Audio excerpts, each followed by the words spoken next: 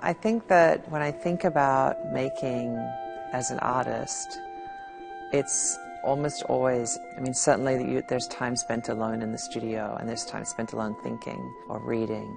As an artist, we're always in conversation, either with our peers or with our ancestors, whoever we're kind of fascinated by or challenged by or excited by in that moment. And certainly for a lot of the artists in this exhibition, we've been in and around each other's lives for so long, not necessarily directly impacting the aesthetic of each other's work, but impacting maybe the questions, the enthusiasms, the paths of inquiry, expanding each other's worlds. And so I think that, and there's a kind of a shared excitement when you spend time around each other, even if it's at a dinner party or spending the weekend together or going for a walk, where you notice things together, you laugh about things together, you debate things together, and that's the thing that really winds its way through the work.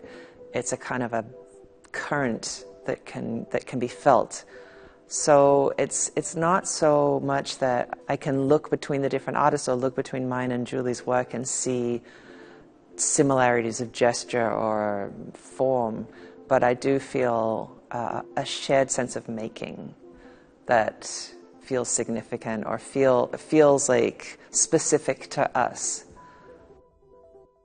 My earliest works were all embroidered, but they were always in a kind of a conversation with painting. So they, even when they didn't take the form of painting, they were thinking about painting or sort of addressing painting. And so one of the things that Julie and I did for decades is look at painting together, whether it was here in Venice or in New York or looking at each other's work. We've always been really investigated painting exhibitions and mark making and how do people make meaning through gesture, and so when I did start to tip into painting, I brought the embroidery with me, and the conversation has continued between embroidery and painting. And then of course there's the language. My mother was a poet, and I've always read poetry, and so it feels like a kind of a really important vein in the work.